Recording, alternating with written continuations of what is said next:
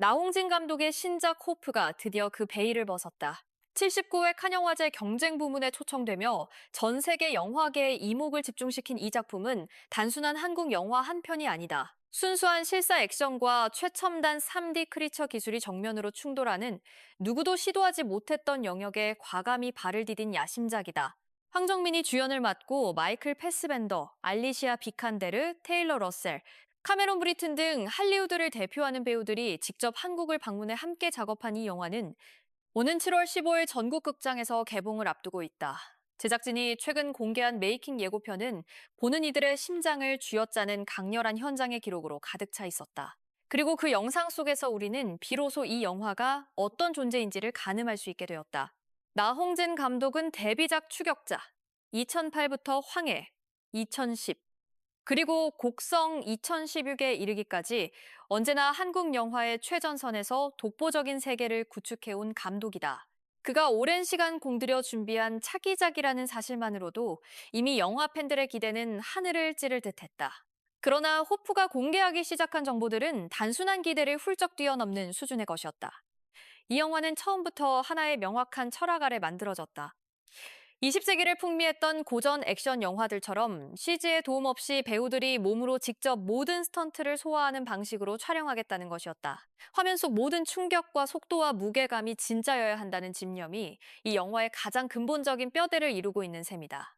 액션 장면들은 슬라이더 시스템, 바이크 캠, 특수 제작된 와이어 캠 등 정교하게 설계된 장비들을 동원해 현장의 생생함을 그대로 담아냈다. 카메라는 배우의 땀과 호흡, 근육의 떨림까지 놓치지 않으려는 듯 피사체에 바싹부터 움직인다. 바이크캠은 고속으로 달리는 차량이나 오토바이 위에서 배우와 함께 질주하며 관객을 액션의 한복판으로 끌어당기고, 와이어캠은 광활한 공간을 종횡무진 가로지르며 스케일을 극대화한다. 편집된 영상이 아니라 날것의 현장 그 자체를 스크린에 옮기겠다는 의지가 모든 장비 선택과 촬영 방식에 녹아들어 있다. 이 치열함이 메이킹 예고편을 통해 고스란히 전해지며 관객들은 영화가 개봉도 되기 전에 이미 그 강렬함에 압도되기 시작했다. 그러나 호프가 단순한 고전 액션 영화에 머물지 않는 이유는 바로 여기에 있다. 나홍진 감독은 순수 실사 액션이라는 고전적 기반 위에 고난도 기술력이 집약된 3D 크리처를 정면으로 올려놓는 도발을 감행했다. 그것도 어둠이나 안개 속이 아닌 환한 대낮의 크리처를 등장시키는 방식을 선택했다.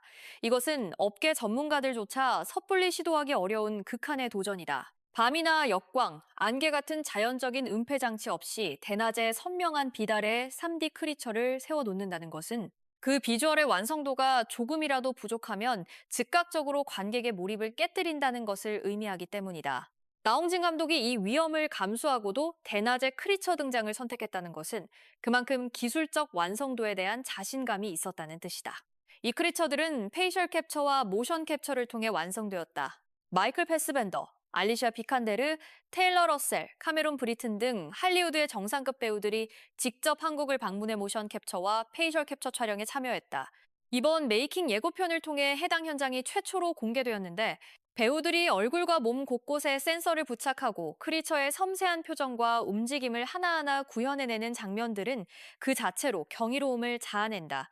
몸을 아끼지 않는 열정적인 연기와 조금의 타협도 없는 표현력이 화면에 고스란히 담겨 있었다.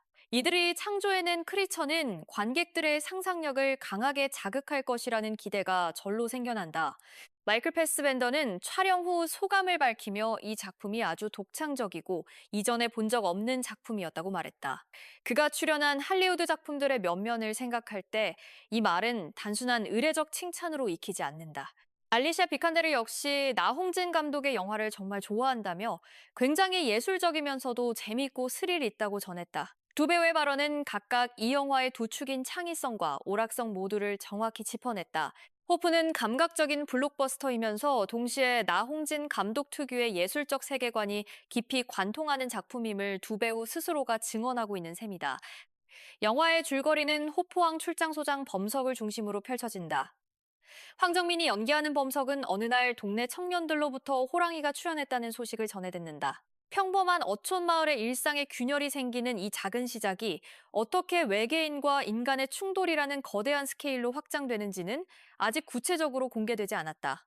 그러나 제작진이 밝힌 컨셉, 즉 외계인과 인간의 충돌이라는 설정은 순수 액션과 3D 크리처라는 두 요소를 이야기 차원에서도 긴밀하게 연결짓는다. 크리처는 단순한 시각 효과가 아니라 이야기의 본질을 이루는 존재들인 것이다. 황정민은 이미 베테랑, 신세계, 공작 등 수많은 작품에서 한국 영화를 대표하는 배우로 자리매김한 인물이다. 그가 나홍진 감독과 처음 호흡을 맞추는 이 작품에서 어떤 모습을 보여줄지는 그것만으로도 영화계 최대의 관심사 중 하나다. 호포항 출장 소장이라는 다소 평범해 보이는 직함 뒤에 어떤 캐릭터가 숨어 있는지, 그리고 그 인물이 호랑이 출연 소식에서 시작된 이 거대한 사건 속에서 어떤 방식으로 움직이게 될지 극장을 찾은 관객들만이 직접 확인할 수 있을 것이다.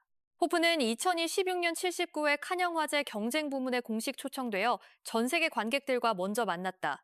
칸영화제 경쟁 부문은 세계 영화계에서 가장 권위 있는 무대 중 하나로 한국 영화가 이 자리에 서는 것만으로도 국제적인 수준의 작품성을 인정받은 것으로 볼 수 있다. 나홍진 감독은 이미 곡성을 통해 칸의 주목을 받은 바 있으며 호프를 통해 다시 한번 세계 무대의 중심에 섰다. 칸에서의 반응이 어떠했는지는 아직 상세히 전해지지 않았지만 메이킹 예고편을 통해 공개된 영상만으로도 이 영화가 세계 어느 시장에서도 충분히 통할 수 있는 작품임을 가늠하기에 충분하다. 제작진의 치열한 노력은 단순히 기술적인 완성도에만 국한되지 않는다. 두 장르, 즉 클래식 실사 액션과 최첨단 크리처 비주얼이라는 서로 이질적인 요소를 하나의 이야기 안에서 충돌시키고 그 충돌 자체를 영화적 즐거움으로 승화시키는 작업은 대본과 연출, 촬영, 편집, 시각 효과의 모든 단계가 완벽하게 맞물려야만 가능한 일이다. 그 어느 한 골이라도 헐거우면 두 세계는 따로 놀게 되고 관객은 영화 속에서 이물감을 느끼게 된다. 나홍진 감독이 수년에 걸쳐 이 작품을 준비한 것도 바로 그 치밀한 설계를 위한 시간이었을 것이다. 메이킹 예고편 속에서 제작진이 보여주는 집중력과 긴장감은 그들이 그 이물감을 절대로 허용하지 않겠다는 의지의 표현이기도 하다. 실사 액션 영화의 전통은 사실 최근 할리우드에서도 점점 잃어가고 있는 가치다. CG와 디지털 기술의 발전은 스크린 위의 불가능을 가능하게 만들었지만 동시에 배우의 몸이 만들어내는 진짜 무게와 긴장감을 화면에서 지워버리는 역설을 낳기도 했다. 나홍진 감독이 이 시점에 굳이 고전적인 실사 스턴트를 고집하는 것은 그 잃어버린 무게를 되살리겠다는 선언과 다름없다. 그리고 동시에 그 위에 3D 크리처를 얹음으로써 전통과 혁신이 공존할 수 있음을 증명하려는 것이기도 하다. 이 양립은 쉽지 않다. 그렇기에 호프는 더욱 특별하고 그렇기에 더욱 기대된다. 7월 15일 호프는 전국 극장에서 개봉한다. 나홍진 감독의 신작을 기다려온 관객들, 황정민의 새로운 모습을 보고 싶은 관객들, 그리고 할리우드와 한국 영화의 경계를 넘나드는 새로운 시도에 목말랐던 모든 이들에게 이 날짜는 특별한 의미로 다가온다. 실사 액션의 박진감과 3D 크리처의 충격이 스크린 위에서 정면으로 충돌하는 순간 우리는 분명 이전까지 극장에서 한 번도 경험하지 못한 무언가를 만나게 될 것이다. 여러분은 호프의 어떤 부분이 가장 기대되시나요? 황정민의 연기인지, 나홍진 감독의 연출인지, 아니면 마이클 패스벤더를 비롯한 할리우드 배우들이 완성한 샘디 크리처의 모습인지 댓글로 여러분의 생각을 알려주세요. 영상이 도움이 되셨다면 좋아요와 구독, 알림 설정까지 부탁드립니다. 다음 영상에서 더 풍부한 소식으로 찾아오겠습니다.